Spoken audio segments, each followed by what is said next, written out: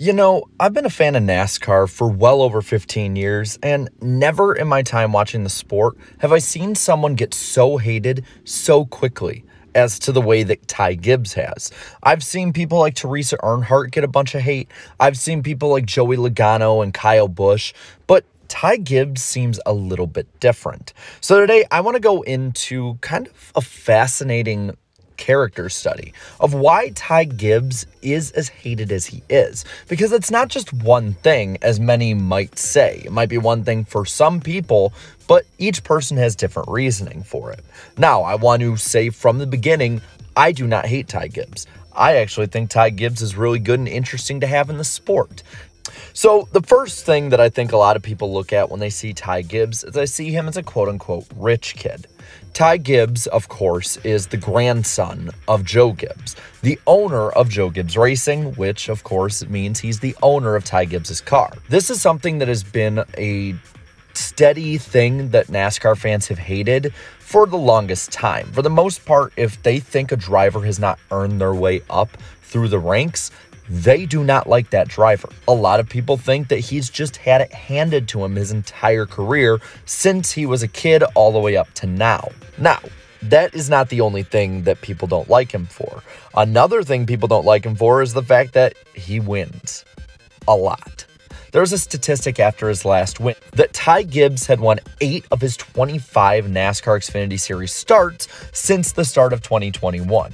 And that is an incredible statistic. A percentage that's around 30% winning is something that Kyle Busch only has achieved in that series. And while NASCAR fans will argue the contrary, it is pretty apparent that in the moment, NASCAR fans hate winners, particularly winners who win all the time. Dale Earnhardt used to be hated when he would win a lot.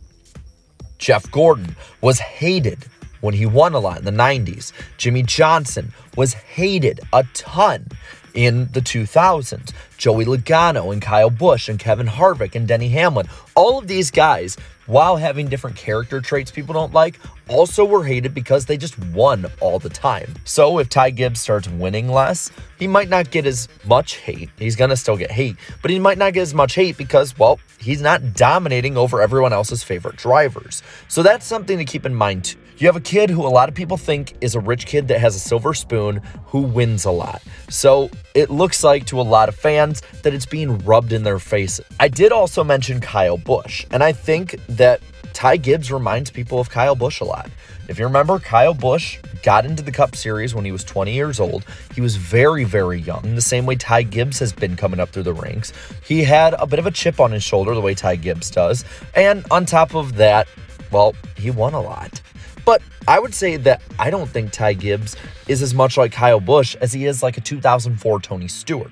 Someone who has no regard for anyone else. He's going to win at all costs, and he's going to do so in probably the most controversial way he possibly can. Now, with that, we got to get to the on-track altercations. There were a ton of these in 2021, but that's old news. What we need to look at right now is what's happening in 2022. In 2022, he has had 3 major incidents with different drivers. And to be fair, all of these drivers are either more popular than him or have raced a lot cleaner and have more respect than him. Let's start with Las Vegas. At Las Vegas, he crashed an underfunded driver in Ryan Sieg on the 4th lap of the race, going way too aggressive, way too early. This right here shows a complete contrast of what NASCAR fans love in an underdog versus what NASCAR fans hate in a favorite. Ty Gibbs had no reason whatsoever to race Ryan Sieg this way. He could have easily gotten around Sieg the very next corner, but instead he was over-aggressive way too early, and it ended up costing a driver who really can't be costed too much a huge payday. Then we have Richmond a few weeks ago. At Richmond, Ty Gibbs was one of the 2 dominant cars with John Hunter Nemechek, his teammate. While Nemechek did get into Ty Gibbs a bit, he did race Ty Gibbs very cleanly at the end of that race. And how did Ty Gibbs repay him? He used him to make the corner and ended up winning the race over Nemechek. While Nemechek has not been as innocent as someone like Ryan Sieg or the later to be mentioned Sam Mayer, he is somebody who did show a ton of respect to his teammate. And like I said with the first one, with the Ryan Sieg one, he won that one. So again, looks like Ty Gibbs got away with no repercussions. And then you have this past weekend at Martinsville. Ty Gibbs had the dominant car. He led the most laps, he had the fastest car, best restarts. Everything went Ty Gibbs' way until we got to NASCAR overtime, in which he did get shuffled back, and then Sam Mayer got into him, which was typical short track racing. After the checkered flag, he got insanely pissed at Sam, hit him down the backstretch and about wrecked him there, and then on pit road, the two confronted each other, in which Ty Gibbs kept his helmet on, pushed Sam, walked away. Then when Sam came up to talk more, kind of got in his face more, the two got into a shoving match, and Ty Gibbs started punching Sam in the face while again still having his helmet on. It is an unwritten rule of NASCAR etiquette for fans that if you're going to fight somebody, be man enough to take your helmet off. And unfortunately, Ty Gibbs didn't do that, so there's no way for Sam really to fight back without breaking his hand on Ty's helmet. Sam, being a driver for Dale Jr., is going to have the benefit of the doubt from fans as well. While Ty Gibbs didn't win this one, it still seems like this right here is becoming the crossroads of Ty Gibbs' career. And because of that, Sam has now become the martyr of the fans. After the race, Gibbs did not seem apologetic whatsoever. This did not do any favors whatsoever in endearing him to the fans. And having been there, the 20 or so thousand people that were in the stands were booing him before the race a bit, but after the race, it was on a level like Kyle Busch boos. This isn't something that's normal that happens every year. This is a driver who has really set himself, at least at the moment, in stone with the fans as the villain. And I'm going to repeat a point that Eric Estep brought up, as I was in the same room when he brought it up, but Ty Gibbs doesn't seem to have that much awareness.